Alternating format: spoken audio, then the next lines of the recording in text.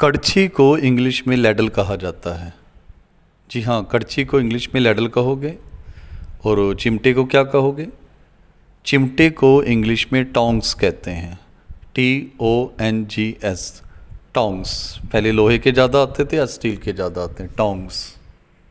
घड़े को इंग्लिश में पिचर कहा जाता है, PITCHER।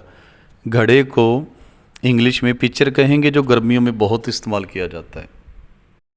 बेलने को इंग्लिश में रोलिंग पिन कहा जाता है।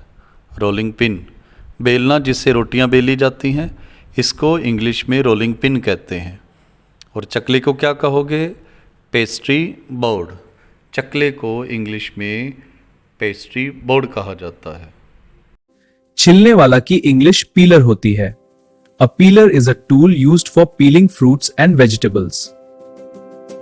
फेंटनी की इंग्लिश विस्क होती है।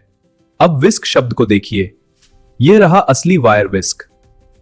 देखिए, विस्क से हम मिश्रण करते हैं। परात की इंग्लिश हाई हिप प्लेटर होती है। द इंग्लिश फॉर परात इज हाई हिप प्लेटर।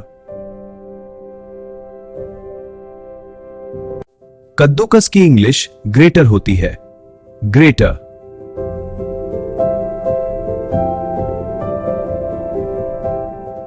तवा की इंग्लिश ग्रिडल होती है। Show words. A ग्रिडल is a flat pan used for cooking. Oil is spread on its surface to prevent sticking. This is how a griddle is prepared. ओखली की English motor होती है।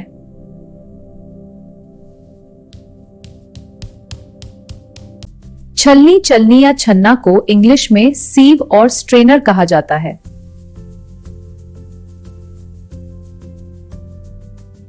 ये है slotted spoon. Slotted spoon को हिंदी में छेद वाली चम्मच या खांचेदार चम्मच कहा जाता है। इसे ध्यान से देखिए, ये छेद खाना पकाने में बहुत काम आते हैं। छलनी चलनी या छन्ना को इंग्लिश में सीव और स्ट्रेनर कहा जाता है। अब इसे ढक देंगे, ढक्कन जिसे इंग्लिश में लिड बोलते हैं। लिड यानी ढक्कन। ठीक है, अब इसे पकने देते हैं। पलटे की इंग्लिश स्पैचुला होती है। देखिए, स्पैचुला से अंडे पलटते हैं। स्पैचुला एक ज़रूरी टूल है। स्पैचुला से खाना पलटना आसान है। ये माचिस की डिब्बी है जिसका नाम है इंग्लिश मैच बॉक्स। देखिए, इस पर इंग्लिश मैच बॉक्स लिखा हुआ है और इस आदमी की तस्वीर के पास EST 8090 लंदन लिखा है। इसके अंदर लकड़ी की तीलियां हैं। नमस्कार दोस्तों, आज हम बनाए एक ट्रेडिशनल इंडियन डिश। इसे हम इस छोटे से कटोरे में सर्व कर रहे हैं। इंग्लिश में इसे बोल कहते हैं। देखिए, चावल, मसाले और हरी मिर्च बहुत स्वादिष्ट है। आप भी ट्राई कीजिए।